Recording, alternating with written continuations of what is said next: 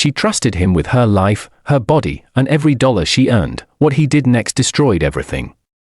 Anabel Reed was 17. Her life split into a before and an after. Before, she had parents, a home filled with laughter, a mother who checked if she'd eaten, a father who believed she could be anything. After, there was a phone call, a car accident, no survivors. By the time Anabel arrived at the hospital, her parents were already gone. With nowhere else to go, she moved in with her aunt, Clara, a woman who wore sympathy like a costume and removed it the moment no one was watching.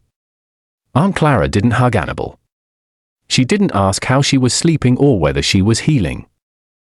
Instead, she handed her chores. Food wasn't free, a roof wasn't free, love wasn't free either. Anabel cleaned, cooked, washed, and scrubbed every day.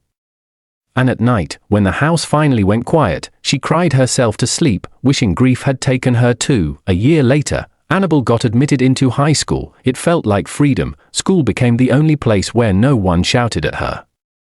The only place where she wasn't treated like a burden. During school breaks, she stayed behind, sleeping in empty dorm rooms, working odd jobs, washing dishes, tutoring younger students. Her aunt never called, never asked where she was, never checked if she was alive, and that silence taught Anabel something painful.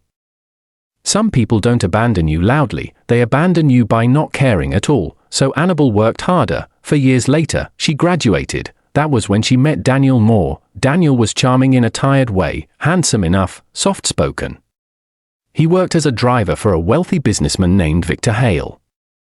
He listened when Anabel spoke. He told her she was strong, that she didn't need anyone. When he learned she was an orphan, he offered her something she had never really had before, a place to belong.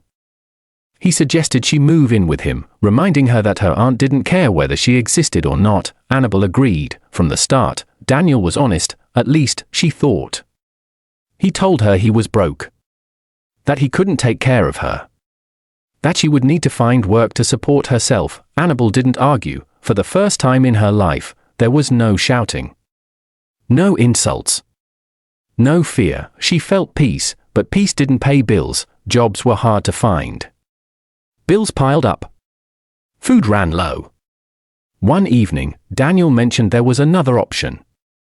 He spoke about his boss, Victor, a man who spent lavishly on women, a man who liked company. Daniel said it would only be once, just enough to clear their bills and get back on their feet. Anabel hesitated, but she loved Daniel. She trusted him. She believed they were building a future together, so she agreed. Victor paid well, very well. Bills were settled. The fridge stayed full. Rent was never late again. Then Daniel suggested more opportunities, more trips, more clients. He promised he would never use it against her.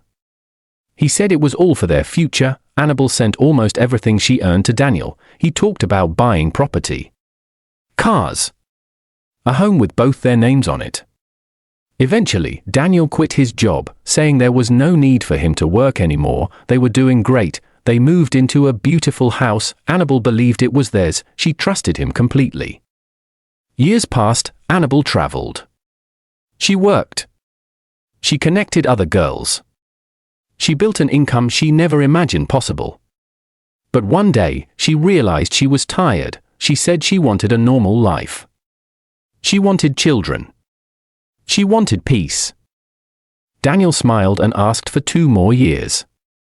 He said it was for the children's future. 2 years passed. Nothing changed. One evening, Anabel quietly asked to see the house papers. Daniel exploded. They argued.